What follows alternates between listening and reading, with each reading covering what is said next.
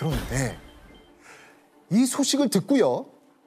조선의 대신들이 의순공주를 만나러 가려고 합니다.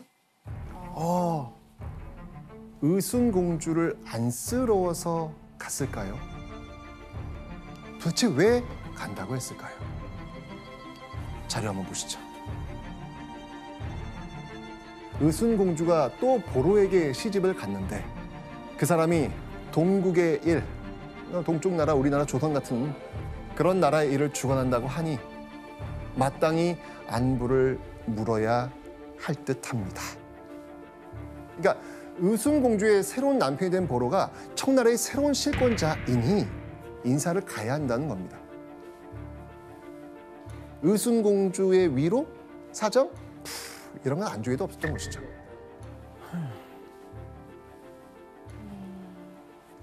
그런데 의순공주에게 또 사건이 벌어집니다.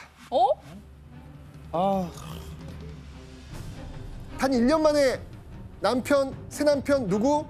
보로. 보로가 죽어요.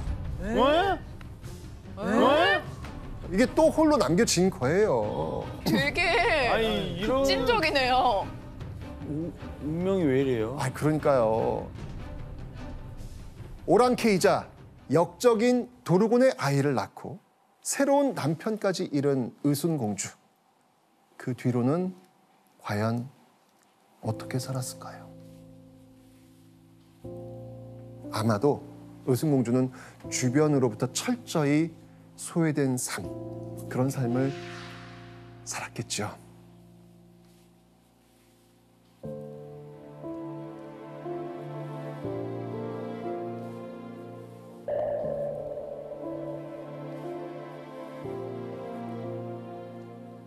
자, 그런데요. 조선에서는요. 사실 이 의순공주보다 먼저 청나라에 끌려간 여인들이 있었습니다.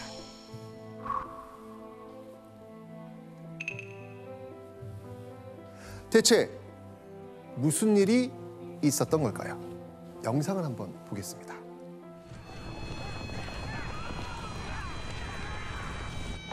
이 병자호란 때는요, 이 청나라 병사들이 평범한 백성은 물론이고요, 게다가요, 사대부 여성까지 무차별적으로 잡아간 겁니다.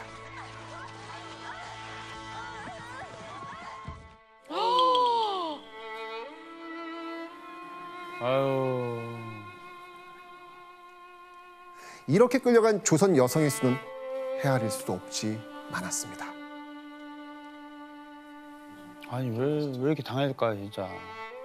그런데요, 이 중에는요, 다행히 가족의 품으로 돌아온 사람들도 있었습니다. 그죠? 그렇다면 청나라의 포로로 잡혔다가 돌아온 여성들을 뭐라고 불렀을까요? 아마 여러분들 이 단어 들어보신 적 있을 겁니다.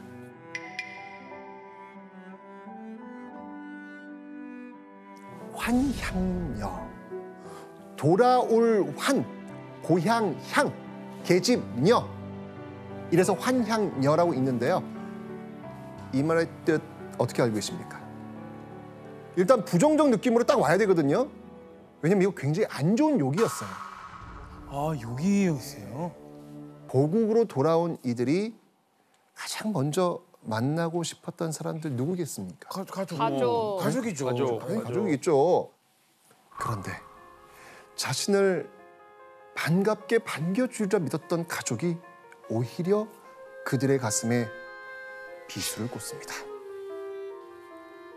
왜냐하면 청나라에 끌려갔다가 돌아온 이 여성들을 오랑캐에게 정절을 이뤘다면서 살아 돌아온 아내와 며느리를 집에서 쫓아낸 거예요. 집에서요? 네, 집에서. 너무하네요. 그렇죠. 떠나보낼 땐 울며 가슴 아파했던 가족이 정작 이들이 돌아오자 손가락질하고 비난한 거예요.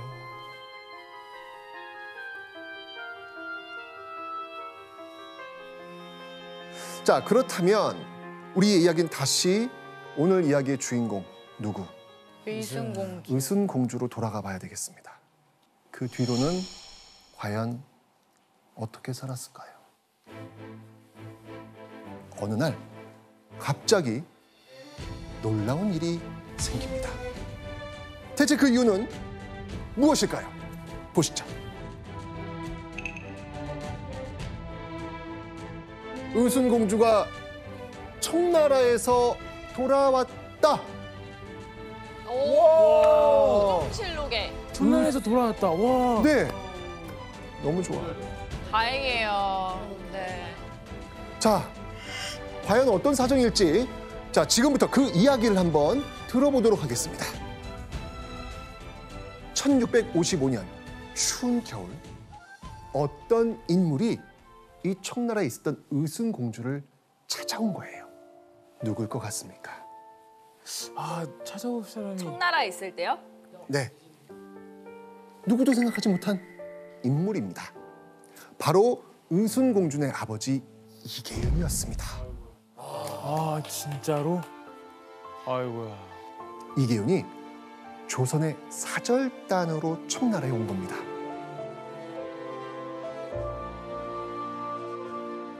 그런데 이때 이계윤이 누구도 생각하지 못한 글을 황제에게 올린 겁니다. 거긴 이런 내용이 적혀 있었습니다.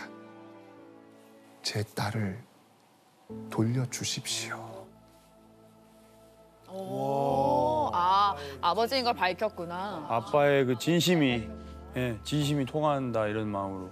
그렇죠. 동윤 씨라면 안 그러겠습니까? 그러니까요. 그러니까요. 예. 청나라 황제 어떤 반응을 보였을까요?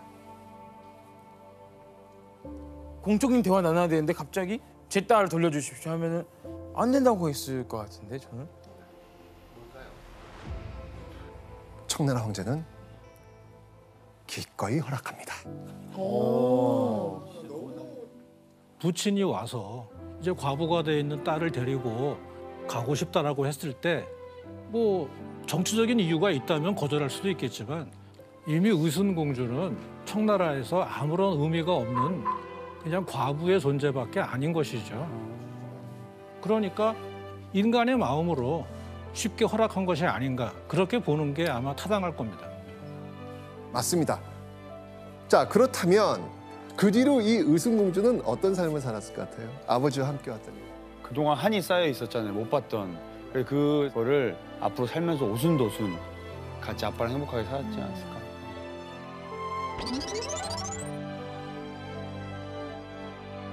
의순공주가 돌아온다는 소식은 온 나라에 퍼졌습니다. 그래도 공주니까, 공주였으니까 사람들은 기쁘게 맞이해줬을까요? 당시 분위기가 남아있습니다. 이혼 씨가 한번 읽어주시죠.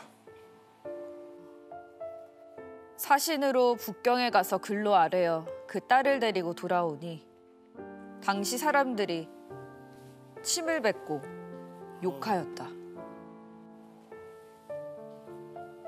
아유. 침을 뱉었다고요? 그리고 조정에서는요, 이 딸을 데려온 이 이계윤을 처벌해야 한다고 강하게 주장합니다.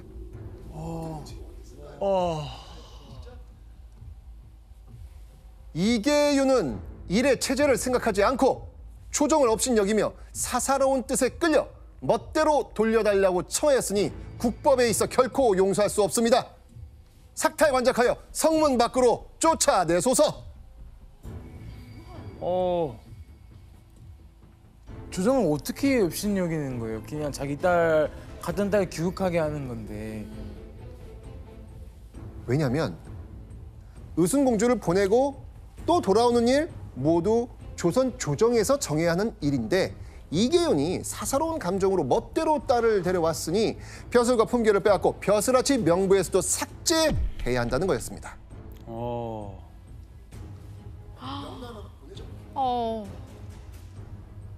결국 그들이 원하는 대로 모든 관직에서 물러나고 도성 밖으로 쫓겨납니다.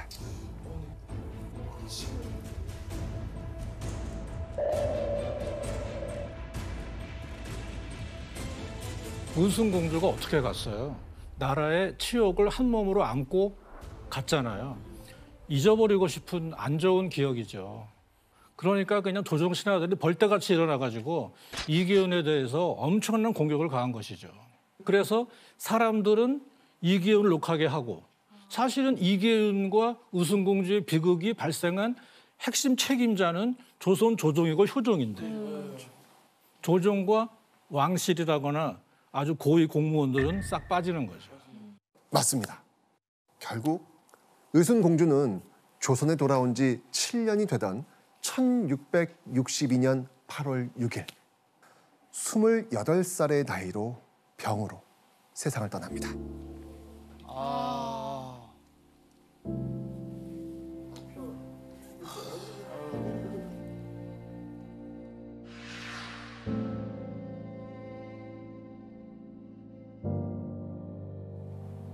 그런데 의순공주가 죽고 난 후 만들어진 것이 있습니다. 바로 우리가 오늘 처음 만났던 곳입니다. 아까 그 무덤이에요? 맞습니다. 그런데 사람들이 이 무덤을 뭐라고 부른다고 했죠? 족두리 무덤. 족두리 무덤. 오. 맞습니다. 자, 이게 왜 족두리 무덤이라고 불렸는지 이걸 또 알게 되면 여러분들은 너무 충격을 받을 거예요. 어떤 내용이요?